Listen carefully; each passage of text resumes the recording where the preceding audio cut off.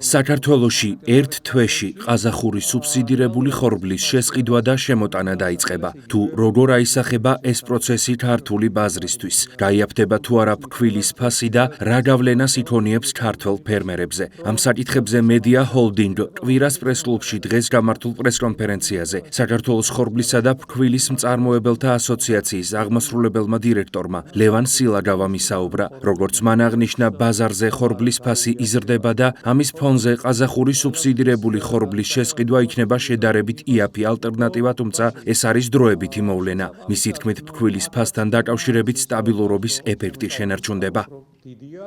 ყაზახეთმა წელს მიიღო ძალიან მაღალი მოსავალი, შესაბამისად ყაზახეთის მთავრობამ მიიღო გადაწყვეტილება, რომ 2 მილიონი ტონის გაყიდვაზე გააკეთოს სუბსიდირება სატრანსპორტო მდგენელის. ანუ რეალურად თემა არის ის, რომ ეს არ გაკეთებულა საქართველოსთვის მარტო, ანუ ყაზახეთის მთავრობამ მიიღო გადაწყვეტილება, რომ 2 მილიონი ტონა ხორბალი, რომელიც ჭარბია მათთვის საექსპორტო მაჩვენებელში, გაეყიდა მსოფლიო ბაზარზე. რეალურია და უკვე წინასწარი კონტრაქტები არის ყაზახეთის მხარესთან, რომ საქართველოში აუცილებლად ვიხილავთ ყაზახური ხორბლის შემოსვლას ახლო მომავალში, ეს იქნება დაახლოებით 1 თვის განმავლობაში. ხორბლის ფასი ყოველთვის არის კონკურენციაში ერთმანეთთან და თვითონ იქიდან გამომდინარე, თუ ჩვენ ავიღებთ, რომ თვითონ ხორბალი მსოფლიო ბაზრებზე და მათ შორის რეგიონალურად ძვირდება, მათ შორის რუსეთში, თავისთავად ცხადია, ეს იქნება იაფი თვითონ რუსულთან მიმართებაში, მაგრამ იქნება რაღაც გარკვეული დოზით იაფი. შესაბამისად, გაძვირებული ხორბალთან მიმართებაში იქნება უფრო იაფი, სავარაუდოდ, ვიდრე რუსული. აქედან გამომდინარე, ჩვენ ვისარგებლებთ ამ სუბსიდირების პროგრამით და შესაბამისად ჩვენ მივიღებთ ქართულ ბაზარზე ყაზახურ ხორბალს. ფქვილის ფასთან მიმართებაში აქ ექნება სტაბილურობის ეფექტი, აქ არ ექნება ეფექტი, რომელიც შემცირებისგან წავა, იქიდან გამომდინარე, კიდევ ერთხელ ვამბობ, ბაზარზე ხორბალი ძვირდება. შესაბამისად, ხორბლის გაძვირებული ხორბლის ეფექტიდან გამომდინარე, ეს იქნება გაძვირებულზე ოდნავ იაფი ყაზახური მხრიდან. რაც ძალიან მნიშვნელოვანია ჩვენი ბაზრისთვის, იმიტომ რომ რუსეთში მაგალითად ხორბლის გაძვირება მოხდა, აქედან გამომდინარე, კარგია რომ გაჩნდა ალტერნატივა და კარგია რომ ეს ალტერნატივა არის მათ შორის ყაზახეთიდან, იმიტომ რომ ყაზახეთს ჩვენ ყოველთვის უყურებდით, როგორც თქვა, ერთ-ერთ ჩანაცვლებად ბაზარს. ეხლა რაც შეეხება იაფი ხორბლის შემოსვლა ხო არ დააზარალებს ქართველ ფერმერებს. რეალურად ყოველთვის ქართველი ფერმერების ფასი სწორდება იმაზე წისქვილ კომბინატების ჩაბარების ფასიდან გამომდინარე, რაც არის რეგიონალურ და მსოფლიო ბაზარზე. ანუ რა ფასიც იქნება, ვთქვათ, ბაზარზე, იმ ფასად ჩაიბარებს წისქვილ კომბინატები მის, ვთქვათ, შესაბამის ქართულ ხორბალს. ანუ სასურსათო ხორბალზეა ლაპარაკი. დღესდღეობით ქართველი ფერმერების ძირითადი მოსავალი უკვე ჩაბარებულია, ანუ მათ გასაყიდად ძალიან მცირე აქვს, თუ თითქმის არ აქვს. შესაბამისად, ამაზე ლაპარაკი ჩვენ შეგვეძლება დაახლოებით ივლისის ხუთში, როდესაც ახალი მოსავალი მოვა.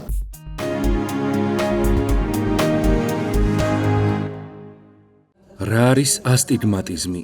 რითი არის გამოწვეული მხედველობის დარღვევები ბავშვებში და რას უნდა მიაქციონ ყურადღება მშობლებმა? ამ და სხვა აქტუალურ საკითხებზე გვესაუბრება კლინიკა ახალი მზერას ოფთალმოლოგი ნათია ბეროშვილი. როგორც მან აღნიშნა, დაავადება ძირითადად არის თანდაყოლილი. ზოგჯერ ასტიგმატიზმი ვითარდება ოპერაციის, რქოვანას დაავადებისა და თვალების ჭრილობების შემდეგ. მხედველობის პრობლემები უმთავრესად 3-დან 12 წლამდე ასაკის ბავშვებში ვლინდება. ოფთალმოლოგის განმარტებით ადრეულ ეტაპზე მხედველობის დარღვევის გამოვლენა მნიშვნელოვანია. სწორი მკურნალობით შესაძლებელია მასთან დაკავშირებული პრობლემების თავიდან აცილება. მოგეხსენებათ, ტექნოლოგიების ეპოქაში ვცხოვრობთ და ამის ფონზე მეტად წინ წამოიწია თვალის დაავადებებმა, მათ შორის ბავშვთა ასაკშიც. უფრო და უფრო გახშირდა, მოიმატა და სხვადასხვა ტიპის დაავადებებმა და ძალიან საყურადღებო გახდა. პირველი ყველაზე მნიშვნელოვანი არის დღენაკლებში, როდესაც ბავშვი დაიბადება, თუ ის არის დღენაკლი, ძალიან მნიშვნელოვანია, რომ დროულად გამოვლინდეს ისეთი დაავადება, როგორიც არის დღენაკლთა რეტინოპათია, რომელიც შეიძლება სიბრმავის ერთ-ერთი მიზეზი იყოს. ამიტომაც მისი დროული გამოვლენა ნიშნავს, რომ წარმატებით ჩატარდა მკურნალობა, რაც სიბრმავეს ააცილებს თავიდან მომავალში ადამიანებს. შემდგომ ასაკში უკვე მნიშვნელოვანია ყურადღება გამოვიჩინოთ ისეთ ბავშვებთან, რომელთა გენეტიკაც დატვირთულია სხვადასხვა თვალის დაავადებების მხრივ, სადაც მშობლებსა და სხვა წინაპრებში იყო გამოვლენილი მნიშვნელოვანი მნიშვნელოვანი დაავადებები, როგორც არის რეფრაქციული მანკები, მაღალი მიოპია, ჰიპერმეტროპია, ასევე თანდაყოლილი გლაუკომა და სხვადასხვა ტიპის დაავადებები. ხოლო შემდგომ ასაკში წინასასკოლოდ უნდა მოხდეს პროფილაქტიკური გასინჯვა და პრევენცია დაავადებების, თუნდაც არ იყოს გენეტიკური დატვირთვა, მაინც მნიშვნელოვანია წინასასკოლოდ პროფილაქტიკური გასინჯვა, ვინაიდან არის დაავადებები თვალის ბავშვთა ასაკში, რომელიც არ გამოვლინდება რომელიმე ნიშნით, სანამ არ მოხდება ოფთალმოლოგიური სრული გამოკვლევის ჩატარება. მშობლები მიხვდებიან იმ შემთხვევაში, თუ ბავშვი თვალებს ჭუტავს, ახლოს მიდის საგნებთან, არის გამოხატული სტრაბიზმი, იგივე სიელმე და სხვადასხვა ძირითადად მოგმართავენ სხვადასხვა ბანალური კონjunktივიტების დროს.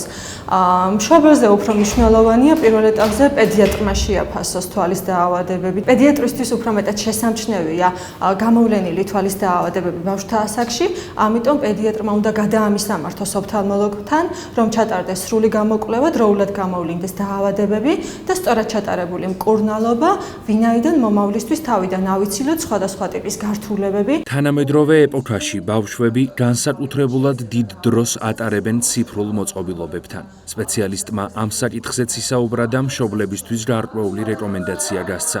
ოფთალმოლოგის განმარტებით ბავშვებში მხედველობის პრობლემების თავიდან ასაცილებლად მნიშვნელოვანია ნაკლები დროის გატარება ტექნოლოგიურ მოწყობილობებთან, სწორი კვება და ჯანსაღი ცხოვრების წესის დაცვა. როდესაც ოფთალმოლოგის მიერ იქნება გამოწერილი შესაბამისი დანიშნულება, მაგალითად რეფრაქციული მანკების დროს შესაბამისი სათვალე, აუცილებელია ბავშვმა ატაროს რეკომენდაციების დაცვით, ასევე ამბლიოპიის, როგორც არის ზარმაცი თვალი, ასეთი დაავადებების დროს სათვალესთან ერთად მნიშვნელოვანია ჩატარდეს თვალის ოკლუზია, ანუ თვალის ახვევები, იმისთვის რომ მოხდეს მხედველობის გაუმჯობესება, რადგან მოზარდ ასაკში, როგორიცაა ლაზერული კორექცია, ასეთი მკურნალობის დროს, რეფრაქციული მანკების დროს ტარდება მკურნალობა, ლაზერული კორექცია, ეგრეთ წოდებული სათვალის მოხსნის ლაზერი, რომ მიიღონ მაღალი შედეგი და 100%-იანი მხედველობა.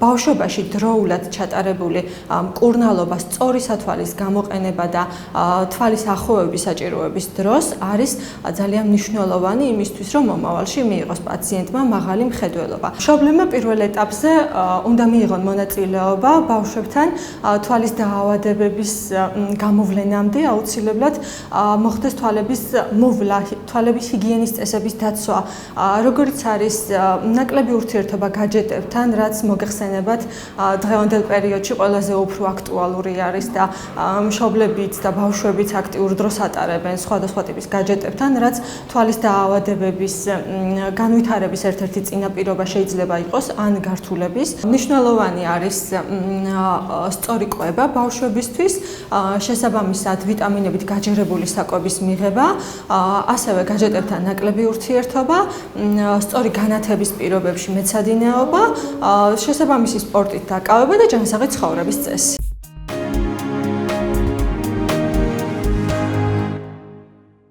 გერმანელმა მეცნიერებმა დაადგინეს, რომ შვია და მისგან მომზადებული ფაფა არა მხოლოდ აძლიერებს იმუნიტეტს, არამედ ზოგ შემთხვევაში ცვლის კიდეც მედიკამენტებს და ხშირად გარკვეული დაავადებების პროფილაქტიკურ საშუალებასაც წარმოადგენს. სპეციალისტები ამტკიცებენ, რომ მუდმივი გამოყენება ბაქტერიებისგან დაცვას უზრუნველყოფს.